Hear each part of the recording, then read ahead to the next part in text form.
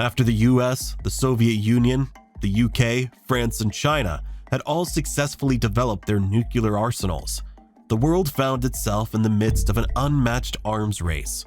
The Cold War escalated tensions and created a dangerous environment where countries feared the possibility of nuclear war.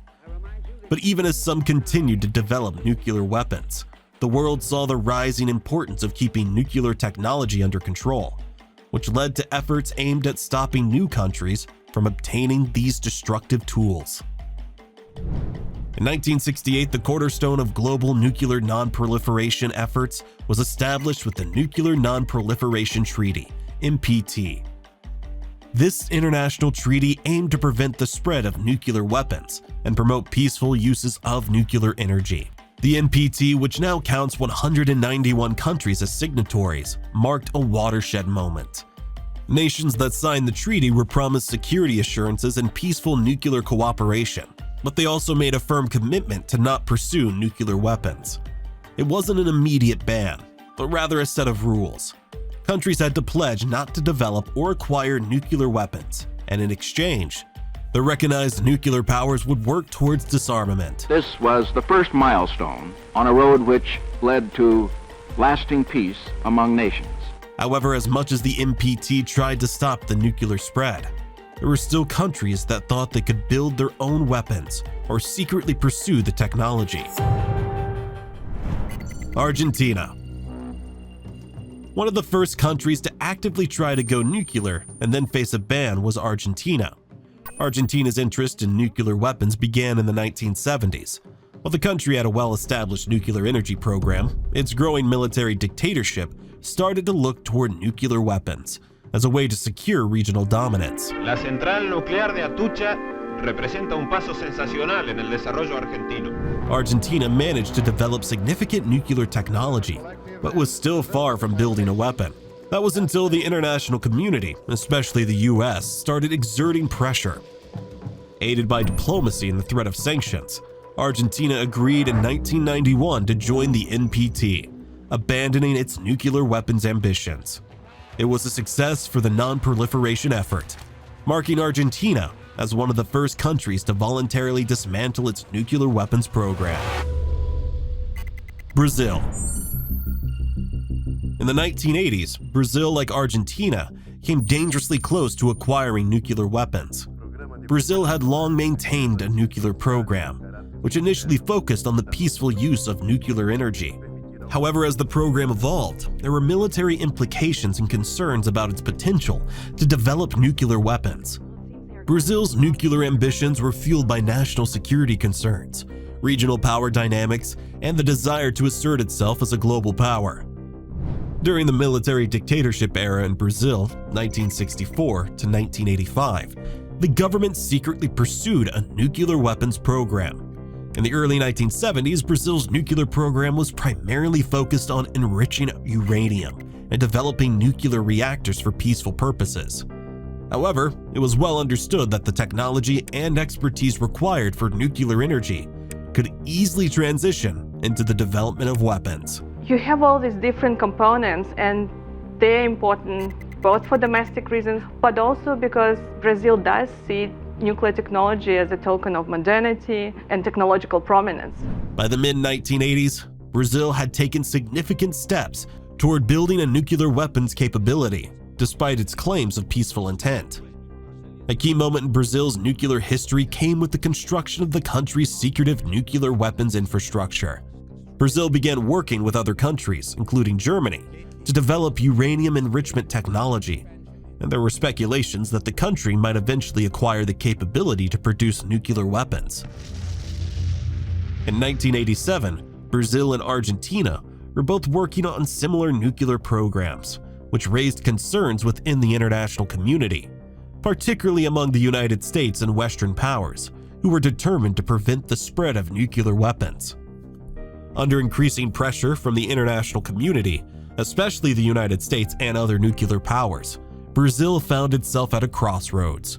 The country's leadership realized that pursuing nuclear weapons could lead to economic sanctions, isolation, and loss of international credibility. And the Brazilian public opinion supported very strongly the decision not to go into this kind of armament race. Diplomatic efforts to curtail Brazil's nuclear ambitions gained momentum, especially with the signing of the Treaty of Tlatelolco in 1967, which declared Latin America a nuclear-free zone, and the eventual creation of the Brazilian-Argentine Agency for Accounting and Control of Nuclear Materials in the 1990s to ensure peaceful nuclear cooperation between the two countries.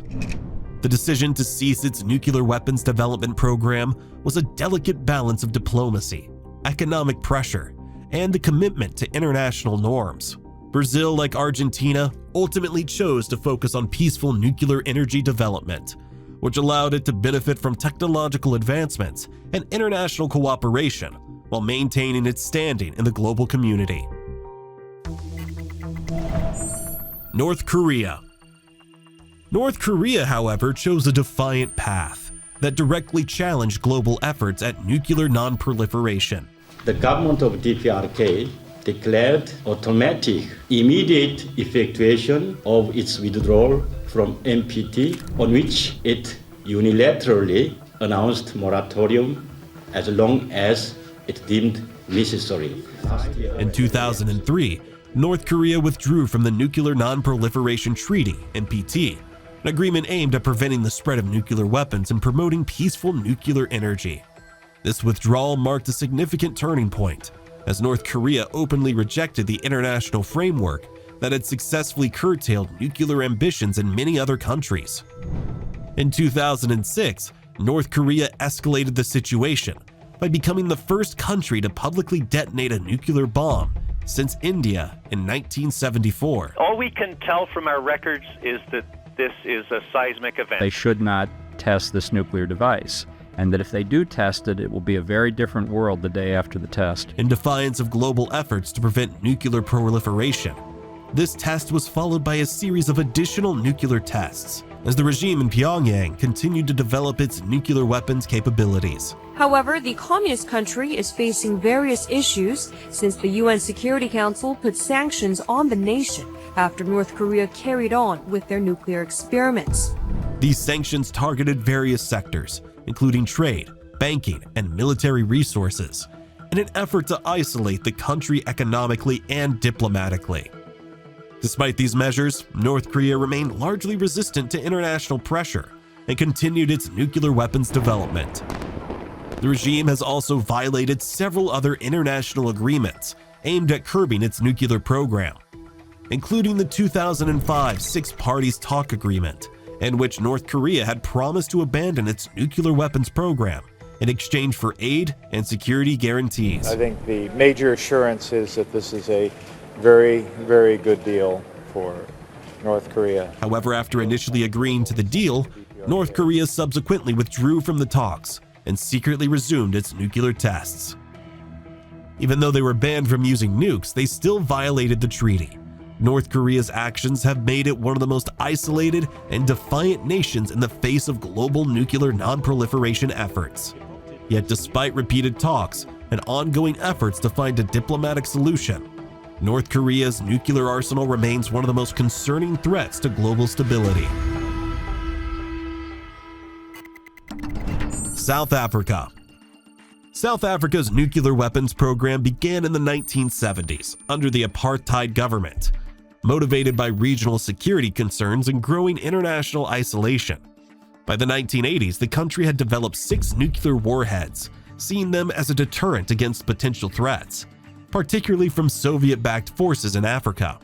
However, as global opposition and apartheid intensified, South Africa faced mounting diplomatic and economic sanctions, including a UN arms embargo, 1977, and financial restrictions from the US and European nations.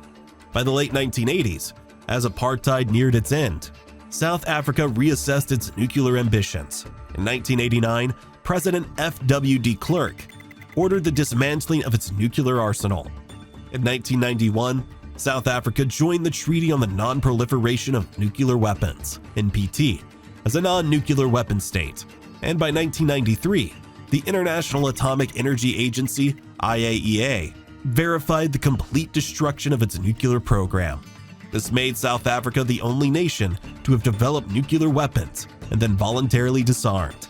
Its decision was influenced by international pressure, the changing political landscape, and the desire to reintegrate into the global community after decades of isolation. Iraq. Iraq's nuclear ambitions under Saddam Hussein were a key concern for regional and global security. During the 1970s and 80s, Iraq pursued a nuclear weapons program under the guise of civilian energy development. The Osirak reactor, acquired by France, was bombed by Israel in 1981 to prevent potential weaponization. Despite this setback, Iraq continued its clandestine efforts, leveraging foreign technology and expertise. By the late 1980s, Iraq was believed to be advancing toward nuclear capability. However, the 1990 invasion of Kuwait triggered the Gulf War, leading to UN Security Council Resolution 687, which imposed strict sanctions and mandated IAEA-led inspections. These inspections uncovered extensive nuclear weapons development efforts. Through rigorous oversight, the IAEA and the UN Special Commission, UNSCOM, dismantled Iraq's nuclear infrastructure in the 1990s. Despite Iraq's claims that it had ceased WMD programs, suspicions remained, contributing to the 2003 US-led invasion. Coalition forces have begun striking selected targets of military importance to undermine Saddam Hussein's ability to wage war. Subsequent investigations, including the Iraq Survey Group's report, confirmed that Iraq had abandoned its nuclear ambitions post-1991.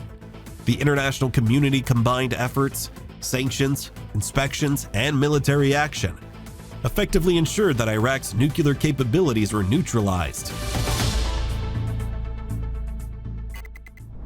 Libya.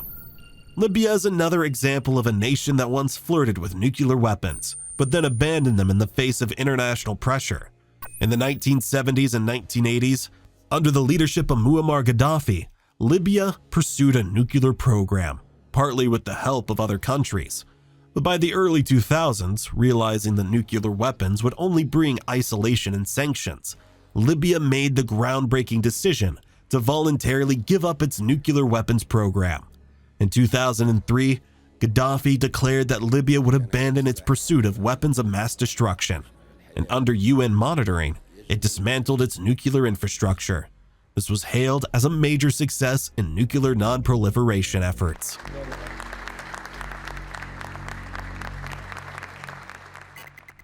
Iran.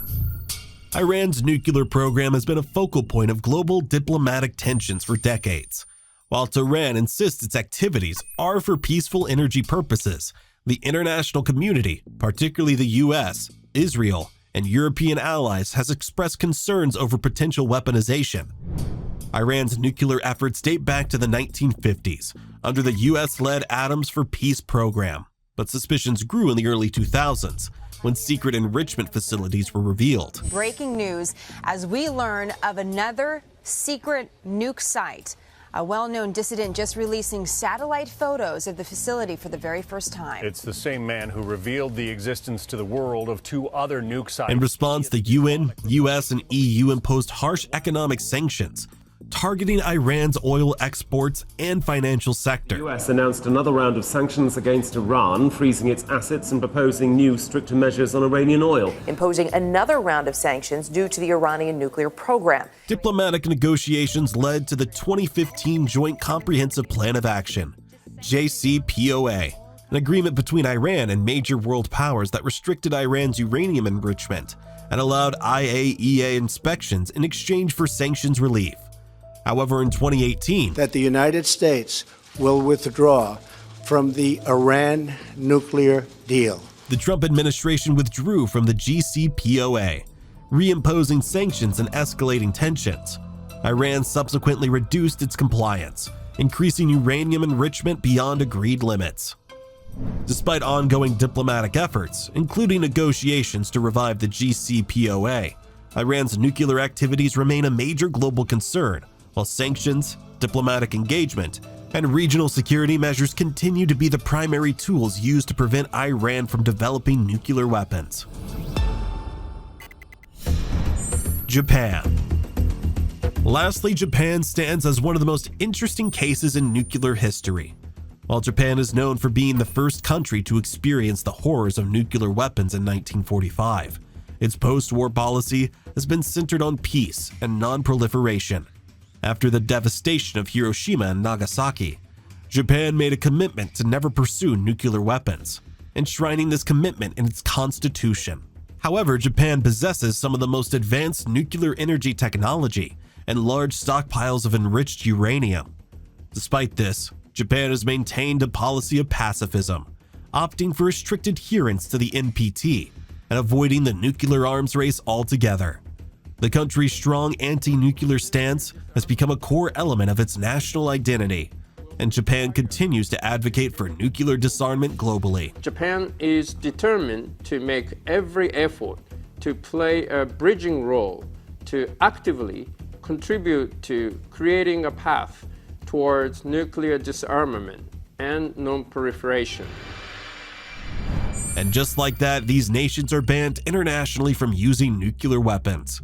Whether through voluntary disarmament or international intervention, these bans are seen as major diplomatic victories. Yet the threat of nuclear proliferation remains. But is it enough to stop them permanently? Or will some nations defy the global order and reignite the nuclear threat? Only time will tell. Share your thoughts on that in the comments section down below. We'll see you in another video soon.